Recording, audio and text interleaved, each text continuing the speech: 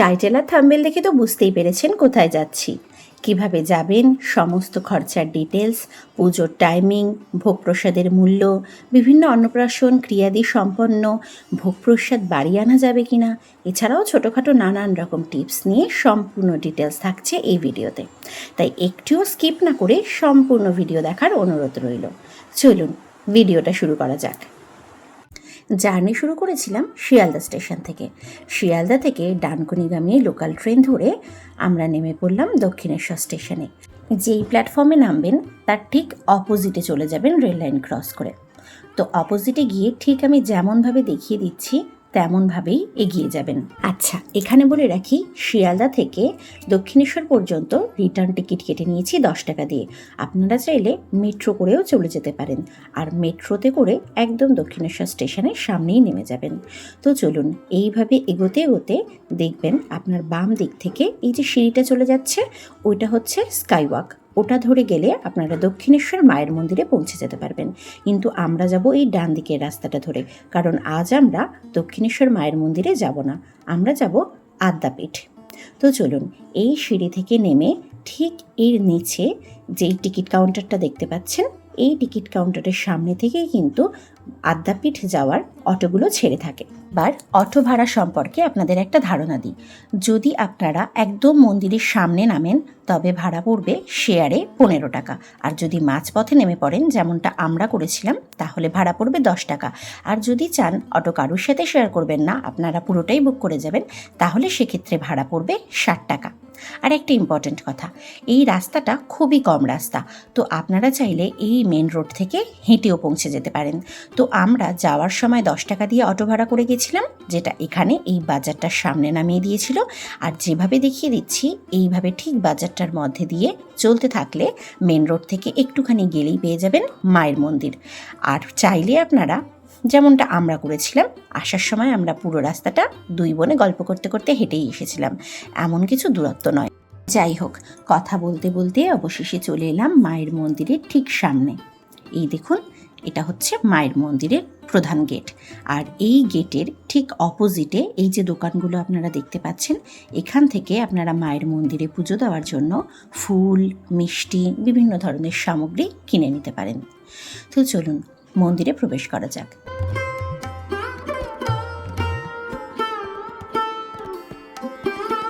Main gate থেকে প্রবেশ করার পর এই যে ডান দিকে তালা বন্ধ করা অফিসটা দেখছেন, এটা হলো অফিস ঘর। এটা কেন দেখালাম, ভিডিওটা সম্পূর্ণ দেখলে মাঝখানে আপনারা বুঝতে পারবেন। তো চলুন এই ডান দিকে আমরা চলে গেলাম। তো এখানে আপনারা পেয়ে যাবেন জুতো রাখবার ঘর এবং 2 চাকা, 4 চাকা, 3 চাকা যেমন গাড়ি থাকুক না কেন তার পার্কিং।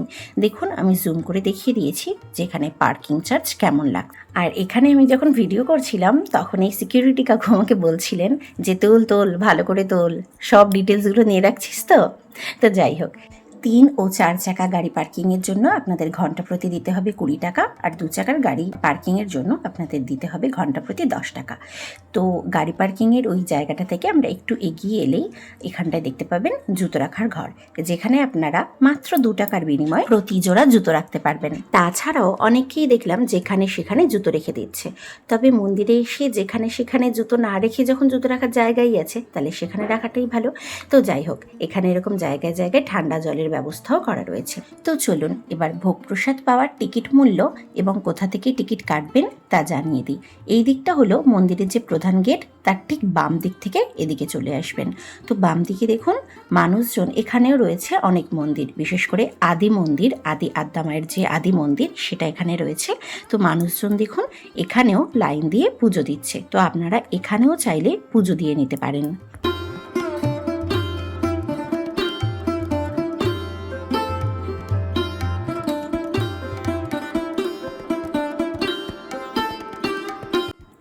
এই যে ডান দিকে এই জায়গাটা দেখতে পাচ্ছেন, এখানে যে সিঁড়িগুলো রয়েছে এর থেকে ঠিক ওপরে উঠতে হয়, আর এর ঠিক সামনেই আছে মায়ের মন্দির। মায়ের এই মূল মন্দিরে তো প্রবেশ করতে দেয় না, তো এই মূল মন্দিরের সামনে যেখানে আমি দেখালাম যে সিঁড়ি থেকে উপরে উঠে বসতে হয়, তো ওখানেই বসে এই ঠিক সামনাসামনি এখানে বসে আপনার এখান থেকেই মূল মন্দিরের যে আরতি বা মায়ের দর্শন এই সমস্ত কিছু করতে হয়। যেখানে আরতি করা হয় সকাল 4:30 থেকে 5টা আবার বেলায় 10:30 থেকে 11টা, আবার ঠিক সন্ধ্যা 7টা থেকে 7:30টায়।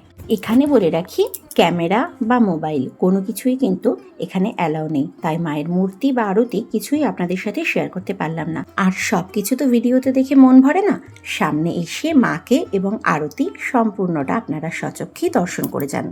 মূল মন্দিরের ঠিক পাশেই রয়েছে প্রসাদের কুপন কাটার ঘর, যার টিকিটের মূল্য 80 টাকা। তবে এখানে একটা খুব গুরুত্বপূর্ণ কথা বলে রাখি, আপনি যে কটাই টিকিট কাটুন সেটা কিন্তু আপনাকে সম্পূর্ণ ক্যাশই পেমেন্ট করতে হবে। এখানে অনলাইনের কোনো রকম সুবিধা নেই। সকাল 8টা থেকে দুপুর 12টা পর্যন্ত এই টিকিট পাওয়া যায়, আর প্রসাদ পাবেন 11:45 থেকে দুপুর 1টা পর্যন্ত। এখানে একটা খুব ভালো ব্যবস্থা করা রয়েছে। ধরুন বাড়ির কেউ সদস্য আসতে পারলেন না, তো আপনি যদি চান তার জন্য আপনি পার্সেলও করে নিয়ে যেতে পারেন। তার জন্য এক্সট্রা কোনো মূল্য দিতে হয় না, ওই 80 টাকাতেই আপনি পার্সেল পাবেন। শুধু শর্ত একটাই, টিফিন কৌটো আপনাকে বাড়ি থেকে নিয়ে আসতে হবে।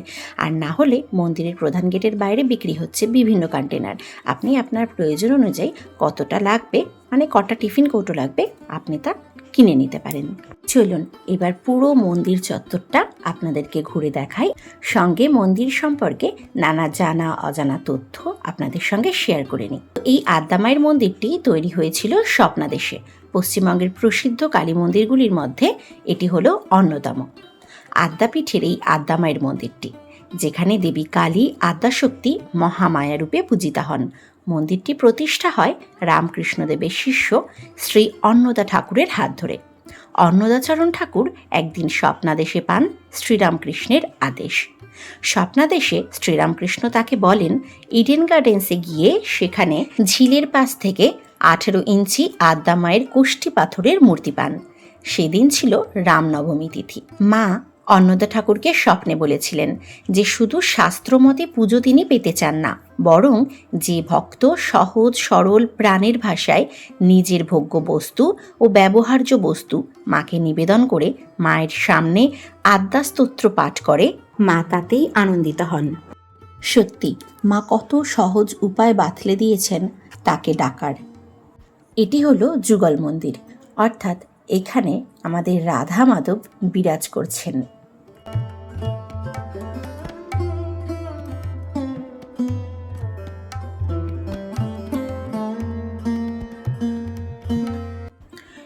এই যে মূল মন্দিরটা, মূল মন্দিরের ঠিক পেছন দিকে রয়েছে প্রসাদ পাওয়ার কক্ষ। চলুন একবার দেখিয়ে দিই রুমটা কেমন। যদিও এখন প্রসাদ পেতে আমাদের ঢের দেরি আছে, ততক্ষণ আপনাদের সঙ্গে অনেক কিছু শেয়ার করে নেওয়া যাবে। তো এইটা হলো আমাদের প্রসাদ পাওয়ার কক্ষ, যার ভেতরটা ঠিক এরকম। আর এর ঠিক পাশেই যে ঘরটা দেখতে পাচ্ছেন, কথামৃত ঘর, এখানে আপনি অন্নপ্রাশন, উপনয়ন, শ্রাদ্ধাদি ক্রিয়াকর্ম অনুষ্ঠিত হয়। আর তার জন্য আপনাকে যোগাযোগ করতে হবে গেট থেকে, মানে প্রধান গেট থেকে ঠিক ডান দিকে যে অফিসটা দেখিয়েছিলাম সেই অফিসে। ততক্ষণে 11:45 বেজে গেছে। আর দেখুন প্রসাদ কক্ষের সামনে কতটা লাইন পড়ে গেছে। আমরাও এরকমভাবে লাইনে দাঁড়িয়ে পড়লাম। আর এখানে আপনি যে কুপনটা কেটেছিলেন সেই কুপনটা দেখিয়ে এক এক করে এইভাবে সুন্দর লাইনের মাধ্যমে এখানে প্রবেশ করানো হয়। আর বসবার অ্যারেঞ্জমেন্ট ভীষণ সুন্দর। পায়ে ব্যথা থাকলে বা সাথে বয়স্ক মানুষ থাকলে কোনো রকম অসুবিধা হবে না। এইভাবে চেয়ার টেবিলে বসিয়ে, চেয়ার নয় মানে এরকম বেঞ্চে বসিয়ে খাওয়ানোর সুব্যবস্থা রয়েছে এবং ভীষণ পরিষ্কার। ওরা খাওয়ার সঙ্গে সঙ্গেই ওখানে কর্মী আছেন যারা সঙ্গে সঙ্গে সমস্ত কিছু পরিষ্কার করে নিচ্ছেন। আমরা বসে পড়েছি আর দেখুন কাগজের প্লেট সবার সামনে দিয়ে দিয়েছে। আর এখানে প্লাস্টিকের গ্লাসও আপনাকে দেওয়া হবে, আপনি চাইলে সেটাতে জল নাও খেতে পারেন। আর দেখুন যে বাচ্চা বাচ্চা ছেলেগুলো এখানে থালা বাসন দিচ্ছে, তাদের হাতে স্পিড কি প্রচণ্ড, মানে চোখের নিমেষেই সমস্ত কিছু তারা দিয়ে চলে যাচ্ছে। তো চলুন এবারে আপনাদের সঙ্গে শেয়ার করে নেওয়া যাক যে প্রসাদে কী কী রয়েছে। প্রথমেই আপনাকে দিয়ে দেওয়া হবে পোলাও আর কুমড়োর বড়া, আর সঙ্গে আলু, পনির আর মটরের একটা তরকারি। আর ঠিক তারপরেই থাকবে সাদা ভাত, ডাল আর একটা মিক্স সবজি। তারপরে চলে আসবে খিচুড়ি আর আলুর তরকারি, আর সবশেষে চাটনি ও পায়েস। তো এই ছিল আজকের ভিডিও। ভিডিওটা কেমন লাগলো তা আমাকে কমেন্ট করে জানাতে ভুলবেন না। আর পরবর্তী কোন জায়গার ভিডিও নিয়ে আসবো তা চাইলে আপনারা আমাকে কমেন্ট করে জানাতে পারেন। আর ভিডিওটি ভালো লাগলে একটা লাইক অবশ্যই করে যাবেন, আর চ্যানেলটিকে সাবস্ক্রাইব করতে ভুলবেন না। ভালো থাকবেন, সুস্থ থাকবেন ও আনন্দে থাকবেন।